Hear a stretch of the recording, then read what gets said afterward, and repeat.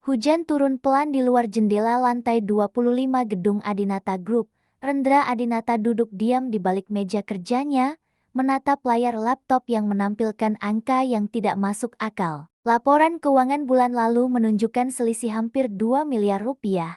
Semua tanda tangan digital sah, tapi ada sesuatu yang aneh, terlalu rapi untuk disebut kebetulan. Ia mengetuk meja perlahan, mencoba menahan amarah yang mendidih. Riko, kau pikir aku tak tahu permainanmu? Gumamnya pelan, namun dalam hati, ia ragu. Bagaimana jika bukan Riko? Bagaimana jika ada tangan lain yang lebih licik? Bersembunyi di balik sistem yang ia bangun sendiri. Rendra menekan tombol intercom. Maira, tolong panggilkan tim audit internal. Sekarang, tak lama, 3 orang masuk ke ruangannya. Mereka tampak gugup melihat ekspresi Rendra yang dingin. Saya mau kalian periksa ulang transaksi 3 bulan terakhir, katanya, dan jangan biarkan Riko tahu kalian disuruh oleh saya langsung. Para auditor saling pandang, mengangguk cepat. Setelah mereka keluar, ruangan kembali hening, hanya suara hujan dan detik jam yang terasa terlalu lambat. Sore itu Rendra berdiri di depan kaca besar kantornya. Ia melihat pantulan dirinya sendiri, seorang CEO muda, jas rapi, tapi matanya lelah. Ia membangun Adinata Group bersama Riko, sahabat kuliahnya. Dulu mereka tinggal di kos sempit, makan mie instan tiap malam, bermimpi besar. Kini mimpi itu jadi nyata, tapi ternyata juga membawa pengkhianatan.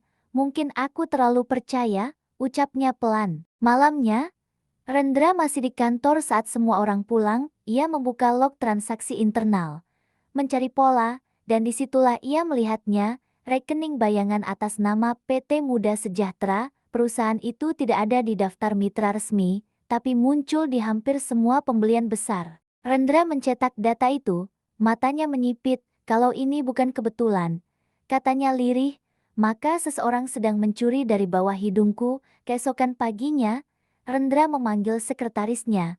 Maira, aku butuh bantuan yang tidak biasa. Maira menatap curiga. Apa?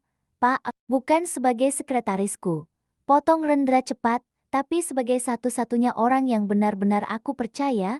Maira terdiam menatapnya. Aku akan turun ke bawah, katanya mantap, menyamar jadi OB. Maira spontan kaget. Pak, itu gila. Justru itu yang mereka takkan duga, balas Rendra. Kalau aku ingin tahu siapa yang korup, aku harus melihat dari bawah, bukan dari balik meja ini. Maira menunduk, akhirnya pasrah. Baik, Pak, tapi bagaimana kalau ketahuan? Rendra tersenyum samar. Kalau ketahuan, ujarnya ringan, anggap saja CEO-nya sedang magang. Ia menatap langit yang mulai cerah. Mulai besok, katanya pelan, Rendra Adinata sudah tidak ada di kantor ini. Yang datang hanyalah Bayu OBE baru di lantai 3. Pagi itu, Rendra menatap cermin di apartemennya untuk pertama kalinya dalam hidup. Ia melepaskan jas mahal dan mengenakan seragam abu-abu sederhana dengan tulisan kecil di dada, Office Boy. Rambutnya ia potong pendek. Jam tangan mewahnya ia simpan, wajahnya terlihat asing, bukan CEO berwibawa, melainkan pria biasa dengan tatapan letih yang siap menjalani hari penuh rahasia.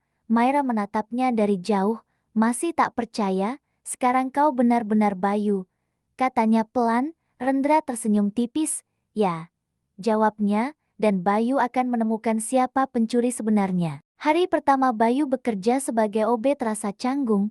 Ia berdiri di depan loker kecil, mendengar tawa para pegawai yang lewat tanpa menoleh. Tak ada yang tahu bahwa pria itu sebenarnya CEO mereka. Ia mulai berkeliling membawa ember dan pel. Beberapa staf keuangan berbicara keras tentang bonus, tentang atasan yang pelit, dan tentang gosip dana proyek yang entah kemana perginya. Bayu hanya diam, berpura-pura sibuk membersihkan lantai. Setiap kata mereka ia simpan dalam ingatan. Dari balik meja kotor itu, ia belajar lebih banyak daripada bertahun-tahun duduk di ruang rapat. Sore harinya, seorang karyawan perempuan menegurnya ramah. Namanya Laras, sekretaris di bagian keuangan. Mas Bayu, kalau mau istirahat, pantry di ujung sana ya, katanya tersenyum.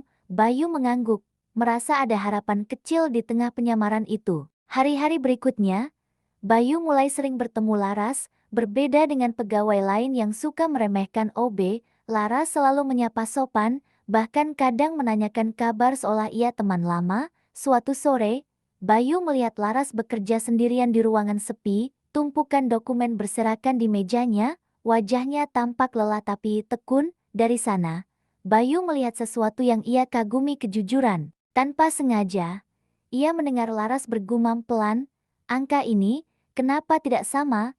Bayu menoleh cepat, pura-pura mengepel, namun dalam hati, ia tahu, Laras mungkin memegang kunci rahasia besar itu. Sejak hari itu, Bayu sering berada di dekatnya, membantu membawa map, mengangkat air, atau sekadar berbagi teh hangat di sore hari. Di balik seragam abu-abu itu, Rendra mulai merasakan hal yang tak terencana. Suatu malam, Bayu kembali ke kantor lebih lama dari biasanya.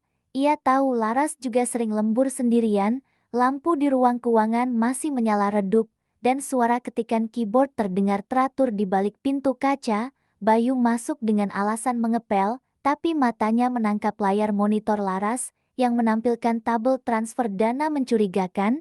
Nama PT Muda Sejahtera muncul lagi di sana. Laras mengerutkan kening, entah kenapa, file ini selalu berubah setiap kali saya simpan. Katanya, Bayu pura-pura tidak tahu, tapi dadanya berdebar cepat. Seseorang di kantor ini menghapus jejak secara langsung saat Laras pergi ke toilet.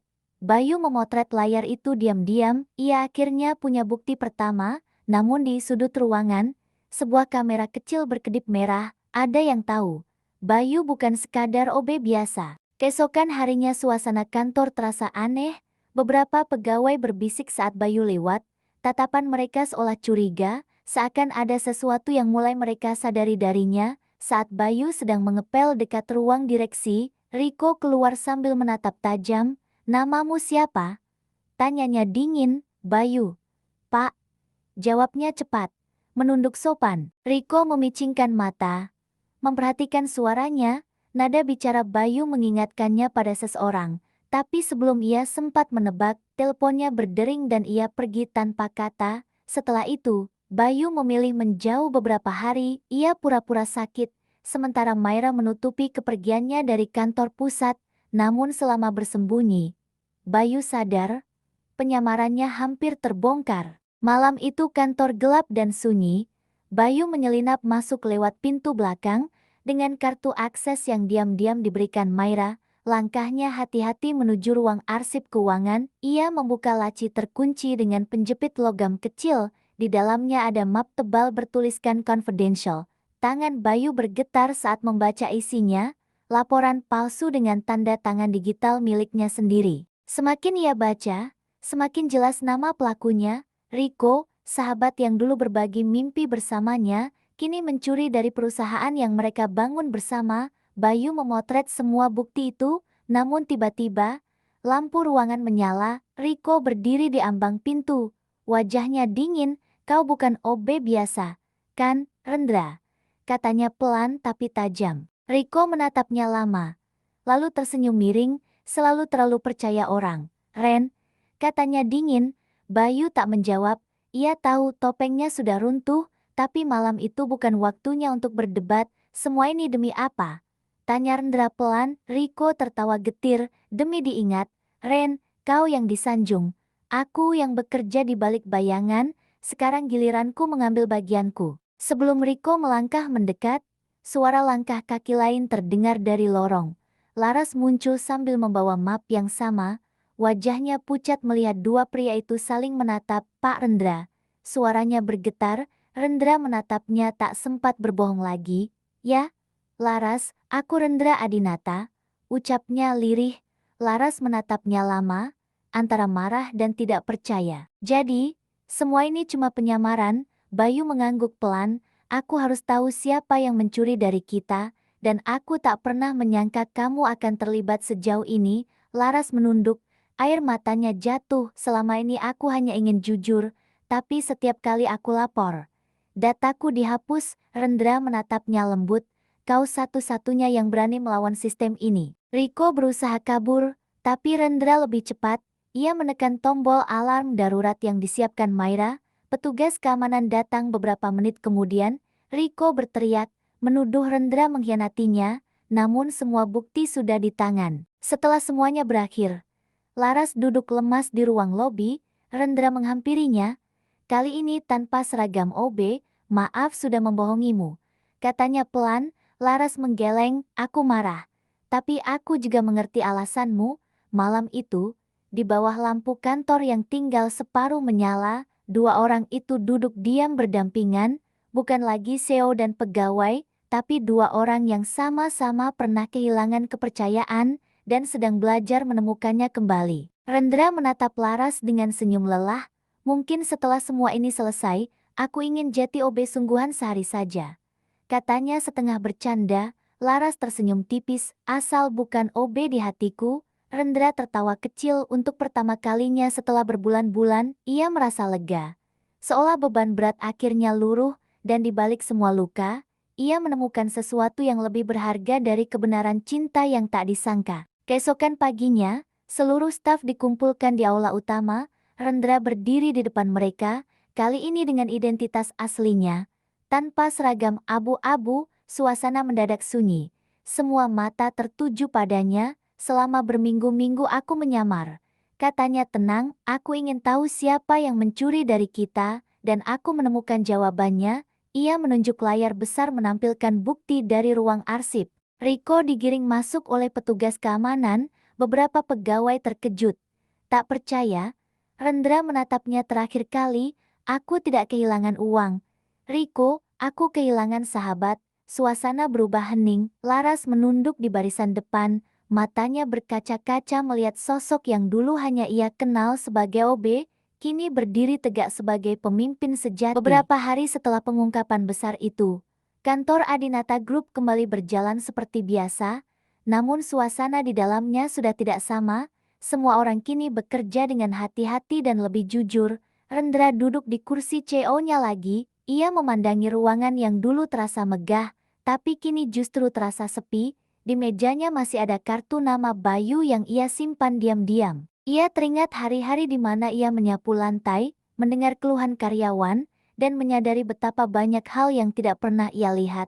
Saat berada di puncak kekuasaan, pintu diketuk pelan, Laras masuk dengan setumpuk laporan di tangan, wajahnya tampak lebih tenang. Tapi matanya tetap teduh, Pak Rendra. Semua data sudah diperbaiki. Katanya lembut. Rendra tersenyum kecil, kau masih memanggilku Pak Rendra. Godanya, Laras menunduk malu, kalau bukan itu. Mau kupanggil apa? Rendra saja. Jawabnya dengan suara hangat. Mereka duduk berhadapan, tak ada lagi rahasia. Tak ada penyamaran, yang tersisa hanyalah kejujuran dan rasa yang tumbuh perlahan, seperti benih kecil setelah badai besar. Terima kasih sudah percaya padaku, kata Rendra. Laras menggeleng, justru aku yang berterima kasih, kau menunjukkan padaku arti keberanian, bahwa kejujuran masih punya tempat di dunia kerja. Mata Rendra menatap keluar jendela, hujan kembali turun. Sama seperti di awal semua ini, namun kali ini ia tak merasa sendirian. Hujan itu seperti tanda bahwa semuanya dimulai lagi dari awal. Ia berdiri, berjalan ke arah Laras, dan menyerahkan sebuah amplop kecil. Aku ingin kau memimpin proyek baru ini. Ujarnya, proyek tentang transparansi dan kesejahteraan karyawan. Laras menatapnya kaget. Aku, Rendra mengangguk, siapa lagi yang lebih bisa dipercaya? Mereka saling tersenyum, seolah semua luka kemarin berubah jadi kekuatan baru. Malam itu, setelah semua orang pulang, Rendra kembali duduk di kursinya dan memandangi langit kota. Ia sadar, jadi pemimpin bukan soal kekuasaan, tapi soal berani turun ke bawah dan memahami manusia. Ia menatap kartu nama Bayu sekali lagi, lalu menaruhnya di dalam laci dengan senyum tipis. Terima kasih, Bayu. Gumamnya pelan. Kau sudah menyelamatkan Rendra Adinata dari dirinya sendiri.